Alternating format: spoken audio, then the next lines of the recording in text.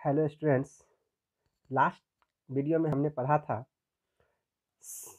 Combination of sales, यानी कि series combination और पैरेलल कॉम्बिनेशंस सेल के पढ़े थे कि सेल को अगर सीरीज कॉम्बिनेशन में ऐड करते हैं तो क्या होता है, या फिर पैरेलल कॉम्बिनेशन में ऐड करते हैं तो क्या होता है, उससे करंट का वैल्यू क्या होगा। ये सब चीज़ हमने देखा था लास्ट वीडियो में। आज हम लोग पढ़ेंगे मीटर ब्रिज, जो कि बैलेंस व्हीटस्टोन ब्रिज के प्रिंसिपल पे बेस्ड है। Metre bridge, balance Wheatstone bridge याद होगा, जिसमें क्या था कि 4 रेजिस्टेंस होते थे और उन चारों रेजिस्टेंस का जो रेशियो होता था आमने सामने वाले का, वो कांस्टेंट होता था। तो उस कंडीशन को हम लोग क्या बोलते थे, बैलेंस व्हीटस्टोन ब्रिज। आज हम लोग उसी प्रिंसिपल को यूज करके एक डिवाइस पढ़ेंगे जिसका नाम है मीटर ब्रिज, जो कि 2 रेजिस्टेंस को कंपेयर करने का काम करता है या फिर किसी एक अननोन रेजिस्टेंस का वैल्यू निकालने में हेल्प करता है। मीटर ब्रिज नाम इसलिए पड़ा क्योंकि इसमें एक मीटर स्केल होता है, मतलब 100 सेंटीमीटर का एक वायर होता है, उसी के बेसिस पे ये बनाया गया है, तो इसलिए इसका नाम पड़ा था मीटर ब्रिज। तो सबसे पहले इसे हम लोग डिफाइन कर लेते हैं कि मीटर ब्रिज है क्या। तो यह एक डिवाइस है, तो हम लिख सकते हैं it is a device used to measure the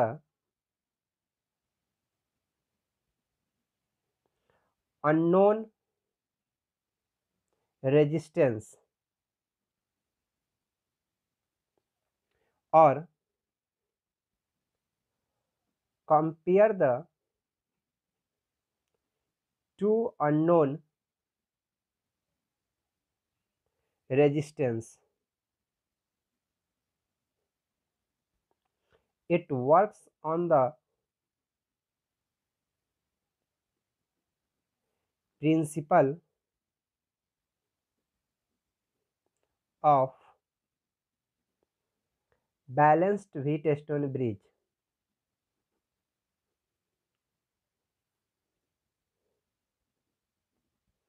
balance Wheatstone bridge का यूज करके इसे बनाया गया है।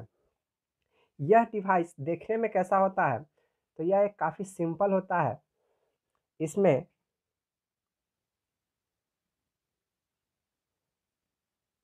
दो रेजिस्टेंस लगाने की जगह होती है।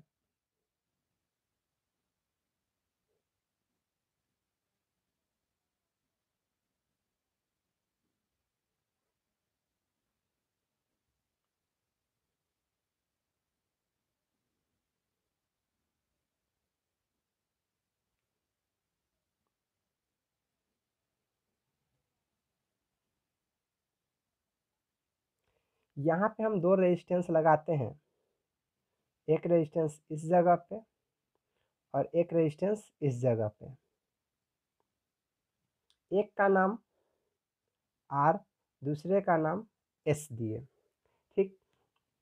और ये एक कंडक्टर है, मेटल स्ट्रिप है, और इसमें एक वायर कनेक्ट करते हैं सोर्स से।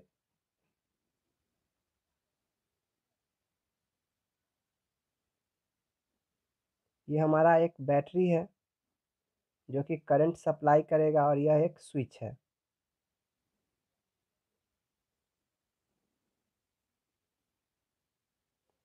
इससे क्या होता है कि जब इससे अगर करंट फ्लो कराते हैं तो आसानी से करंट फ्लो हो जाता है इस आर और एस रेजिस्टेंस से हो करके। हम क्या करते हैं, एक यहाँ से एक और वायर कनेक्ट करते हैं जो इस ढंग से हो, इस पॉइंट से लेकर के इस पॉइंट तक, और इसमें एक गैल्वेनोमीटर लगा देते हैं। और इसका एक जॉकी होता है, जॉकी एक पॉइंटर होता है जो उस वायर को टच करने के बाद एक ऐसे पोजीशन को रिप्रेजेंट करता है जिस जगह पे ये गैल्वेनोमीटर का रीडिंग 0 हो। उस कंडीशन में हम लोग कहते हैं बैलेंस व्हीटस्टोन ब्रिज। तो यहाँ पे ये क्या है, मीटर स्केल है जो कि यह 100 सेंटीमीटर का वायर है, एक यहाँ से लेकर के यहाँ तक का, यह 0 से लेकर के 100 सेंटीमीटर को रिप्रेजेंट कर रहा है। अगर यह जॉकी इस पॉइंट को रिप्रेजेंट कर रहा है तो इस पॉइंट का जो लेंथ होगा वो अगर L है तो बाकी का जो लेंथ होगा वो 100 माइनस L होगा।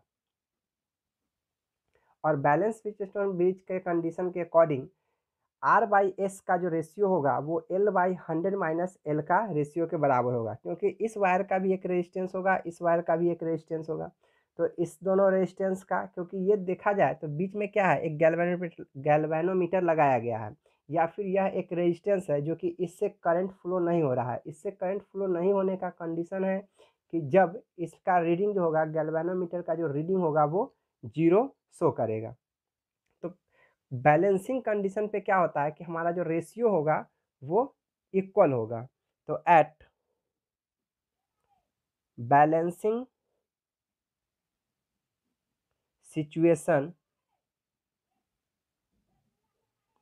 ऑफ ब्रिज, ब्रिज के बैलेंसिंग सिचुएशन पे क्या होता है, R/S का जो रेशियो होगा वह L/100 माइनस L के बराबर होगा। उस दोनों का रेशियो इस दोनों लेंथ के रेशियो के बराबर होगा। अब यहाँ पे कंपेयर हो गया कि दो रेजिस्टेंस का हम कंपेयर कर रहे हैं, क्या रेशियो आएगा। या फिर मान लिया है कि R अगर हमारा अननोन रेजिस्टेंस है और दूसरा जो है वो नोन रेजिस्टेंस है, तो इस कंडीशन में हम R का वैल्यू भी निकाल सकते हैं। R equal to L/100 minus L into s. तो यह क्या हो गया कि किसी अननोन रेजिस्टेंस को हम लोग निकाल सकते हैं या फिर कंपेयर कर सकते हैं दो रेजिस्टेंसों के बीच का कि उसका वैल्यू जो होगा वह किस रेशियो में है, मतलब कंपेयर किया गया है। तो यह था हमारा metre bridge.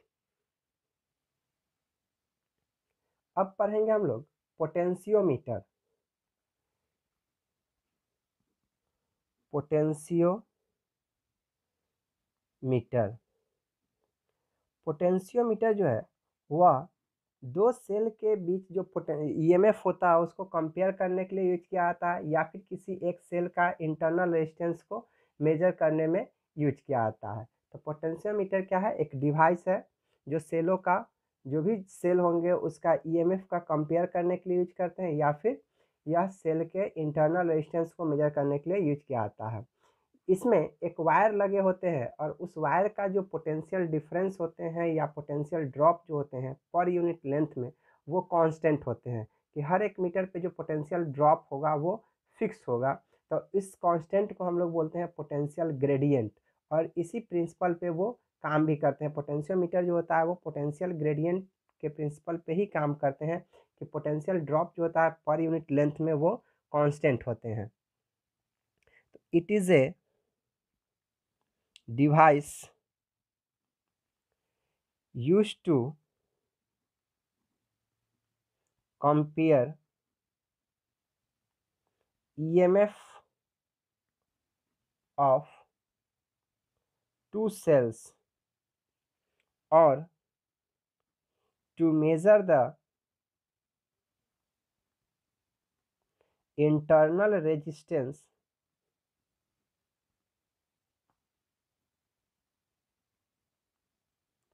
of a cell।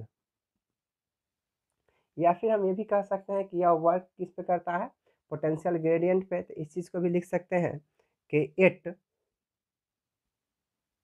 Works on the principal that potential drop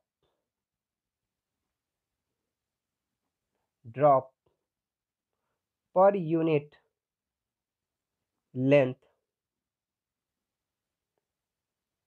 is constant called potential gradient, जिसे हम लोग क्या कहते हैं, पोटेंशियल ग्रेडियंट कहते हैं। के से रिप्रेजेंट करते हैं, that is potential gradient equal to V/L। Total जो पोटेंशियल ग्रेडियंट होगा, मतलब total potential by total length जो होगा वो पर यूनिट पोटेंशियल डिफरेंस को रिप्रेजेंट कर रहा है, उसी को हम लोग बोलते हैं पोटेंशियल ग्रेडियंट।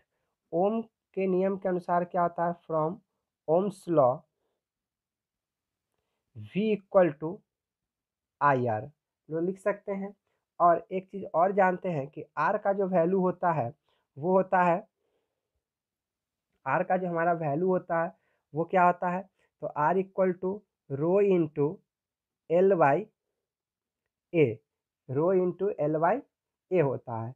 अगर इस केस को अगर हम लोग देखें तो अगर हम R का वैल्यू अगर इसमें पुट करते हैं कि R के जगह पे, तो क्या हो जाएगा, हमारा जो पोटेंशियल होगा वो I into rho L by A, या फिर हम ये भी लिख सकते हैं V equal to I rho L by A.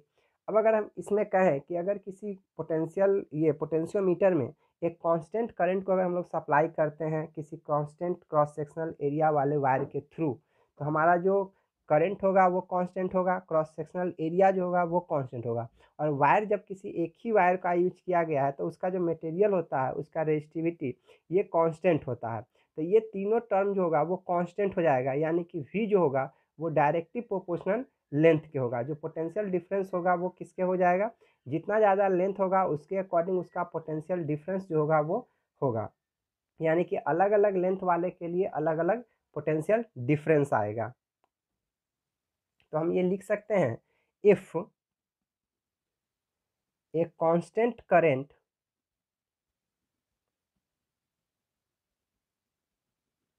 is passed through a wire of uniform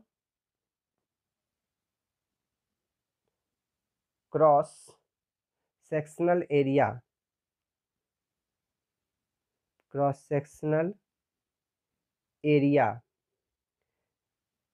then I and A are constant and also and rho is also constant for a given wire. किसी दिए हुए wire के लिए जो रो होता है वो constant होता है, क्योंकि रेजिस्टिविटी जो होता है वो डिफरेंट डिफरेंट वायर का डिफरेंट डिफरेंट होता है, पर किसी एक सिंगल वायर के लिए रेजिस्टिविटी हमेशा कांस्टेंट होता है। तो इस कंडीशन में क्या हो जाएगा, हमारा जो V होगा वो कांस्टेंट इनटू लेंथ हो जाएगा, क्योंकि I कांस्टेंट हो गया, रो कांस्टेंट हो गया, एरिया भी कांस्टेंट हो गया। तो हमारा जो लास्ट फार्मूला था उसके अकॉर्डिंग क्या हो गया, V कांस्टेंट इनटू L, यानी कि हम ये लिख सकते हैं कि V डायरेक्टली प्रोपोर्शनल L के। तो ये क्या हो गया कि V डायरेक्टली प्रोपोर्शनल L के, या फिर ये भी लिख सकते हैं कि V बाई L जो होगा वो कांस्टेंट होगा, और इसी कांस्टेंट को हम लोग K बोलते हैं, जो कि पोटेंशियल ग्रेडियंट कहलाता है। पोटेंशियोमीटर का कंस्ट्रक्शन किस ढंग का होता है, तो पोटेंशियोमीटर में क्या होता है, एक वायर लगा रहता है जो कि 100 मीटर 200 मीटर किसी भी मीटर का हो सकता है। जितना ज़्यादा लेंथ होता है पोटेंशियोमीटर उतना ही अच्छा होता है।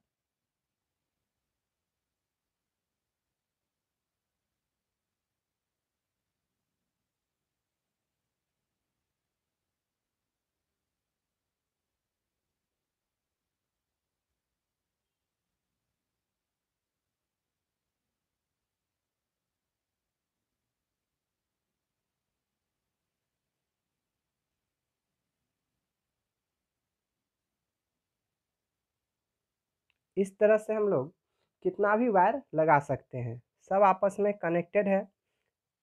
तो वायर किस ढंग से रहता है कि इसका जो लेंथ होता है यह एक स्केल के साथ होता है जो कि 100 सेंटीमीटर का होता है। 100 सेंटीमीटर के होने की वजह से हम लोग आसानी से इसके लेंथ को मेजर कर सकते हैं। यह 0 से लेकर के 100 सेंटीमीटर तक के रीडिंग को शो करता है। अब ये कनेक्टेड कैसे होता है, तो इसमें दो इंड हुआ, एक ये इंड हुआ और एक इंड ये हो गया। इसका जो एक इंड होगा यह एक स्विच से होते हुए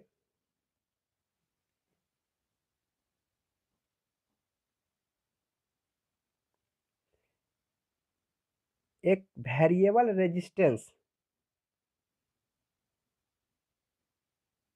से कनेक्टेड होते हुए एक सोर्स ऑफ करंट से कनेक्ट होता है।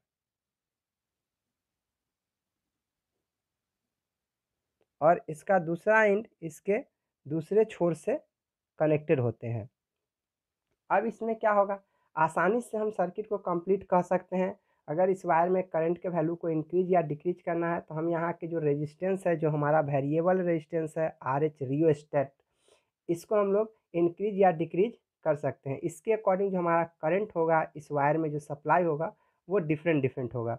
इसका लेंथ कैसे मेजर करेंगे, तो यह 0 लेंथ हो गया, यह 100 हो गया। 100 से यहाँ आएंगे तो यह 200 को रिप्रेजेंट करेगा। यहाँ से इधर आएंगे तो यह 300 लेंथ को रिप्रेजेंट करेगा। यहाँ से फिर यहाँ आएंगे तो यह 400 मीटर को रिप्रेजेंट करेगा। मतलब यह 400 मीटर का 400 सेंटीमीटर का यह वायर है, यानी 4 मीटर लेंथ वाले ये पोटेंशियोमीटर है। अब इस पोटेंशियोमीटर में हम क्या करते हैं, इसके एक एंड से इस एंड से एक सेल को कनेक्ट कर देते हैं, और एक और वायर अगर हम दोबारा कनेक्ट करना चाहे तो एक और सेल को हम यहाँ से कनेक्ट कर सकते हैं। इस तरह से हमारे पास दो सेल हो गए, E1 और E2। और इसमें एक इंड पॉइंट लगा हुआ है जिसके साथ एक गैल्वेनोमीटर है, और यह किसी एक वायर से कनेक्ट किया जा सकता है। जैसे पॉइंट ए से कनेक्ट कर सकते हैं या पॉइंट बी से कनेक्ट कर सकते हैं। अगर पॉइंट ए से कनेक्ट किए उस टाइम अगर इसका पॉइंटर किसी लेंथ को रिप्रेजेंट कर रहा है इस ढंग से, तो हम ये कहेंगे कि इस पॉइंट का लेंथ कितना हुआ। तो पॉइंट का लेंथ है 100, 200, और ये जो पॉइंट होगा ये इसके सामने कहीं ना कहीं होगा। तो इसके सामने कितने सेंटीमीटर पे है वो भी हम रीडिंग यहाँ से देख सकते हैं। तो इस मीटर स्केल से हम आसानी से पॉइंटर के लेंथ को मेजर कर सकते हैं कि जो हमारा पॉइंटर है वो किस पॉइंट को टच कर रहा है। तो इसके अकॉर्डिंग जो हमारा ईएमएफ होगा, जो ई का वैल्यू होगा, इसमें करंट जो होगा गैल्वेनोमीटर में वो 0 होगा।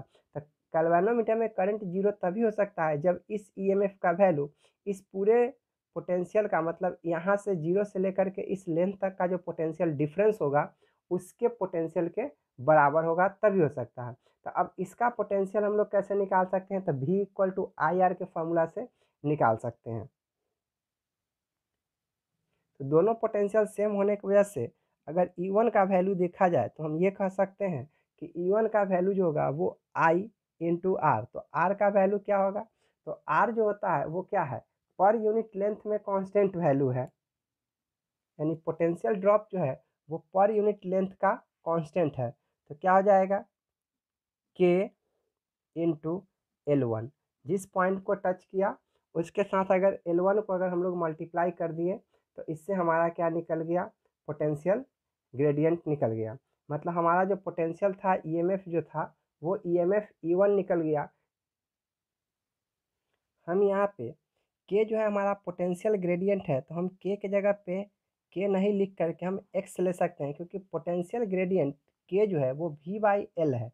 और V/L तभी आया होगा जब हमारा उस वायर का रेजिस्टेंस जो होगा वो कांस्टेंट होगा, यानी कि व्हेन रेजिस्टेंस जो होगा वो क्या होगा, कांस्टेंट होगा। रेजिस्टेंस कांस्टेंट होगा यानी पर यूनिट लेंथ का रेजिस्टेंस कांस्टेंट होता है। तो हम यहाँ पे ये लिख सकते हैं कि अगर 1 मीटर का लेंथ, 1 मीटर लेंथ का जो रेजिस्टेंस है, सपोज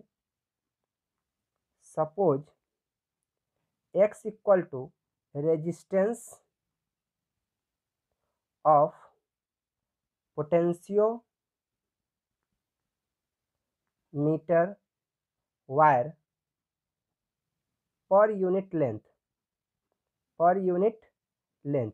अगर 1 मीटर लेंथ का रेजिस्टेंस X है तो हमारा क्या हो जाएगा कि हमारे पास जो लेंथ है वो L1 लेंथ है। तो टोटल जो रेजिस्टेंस होगा वो कितना हो जाएगा, X इंटू L1। और इसमें अगर हम लोग I से मल्टीप्लाई किए तो IR हो जाएगा, जो कि EMF 1 को रिप्रेजेंट करेगा। फिर अगर हम E2 को रिप्रेजेंट करें, अगर जब हम E2 से कनेक्ट करते हैं तो उस टाइम क्या होगा, I इंटू उसका कोई और लेंथ होगा, इसलिए X इंटू L2 हो जाएगा, क्योंकि 1 मीटर का जो रेजिस्टेंस है वो X है, तो L1 मीटर का X इंटू L1, अगर L2 मीटर का तो X इंटू L2, तो V equal to I R, V equal to I R. अब इस दोनों को अगर हम लोग कंपेयर करें, इक्वेशन सेकेंड और इक्वेशन थर्ड को, तो हमारे पास क्या आएगा, on dividing equation second by equation third, तो E1 by E2 equal to I into x L1 by I into x L2। I से आई कैंसिल हो जाएगा, एक्स से एक्स कैंसिल हो जाएगा, तो हम यहाँ पे कह सकते हैं कि E1 और E2 का जो रेशियो आएगा वो L1 और L2 के रेशियो के बराबर आएगा, यानी कि हम दो सेल के EMF को कंपेयर कर सकते हैं। तो ये था हमारा पोटेंशियोमीटर, जो कि पोटेंशियोमीटर का काम होता है दो सेलों के बीच के पोटेंशियल यानी EMF को कंपेयर करना। और कंपेयर करने के लिए इसका जो प्रिंसिपल ये है कि पर यूनिट लेंथ का जो पोटेंशियल होता है वो कांस्टेंट होता है, यानी कि V जो है वो डायरेक्टली प्रोपोर्शनल L के होता है, यानी कि हम आसानी से कंपेयर कर सकते हैं कि E1 by E2 equal to L1 by L2। इसी बेसिस पे ये काम करता है पोटेंशियोमीटर। तो इस चैप्टर में जितने भी टॉपिक थे वो लगभग समाप्त हो गए हैं, तो इस चैप्टर को अच्छे से पढ़ लीजिएगा, एक बार रिवीजन कर लीजिएगा, फिर जो भी होगा, जो भी क्वेश्चन होगा, जो भी डाउट होगा, फिर हम फेस टू फेस समझा देंगे। Thank you.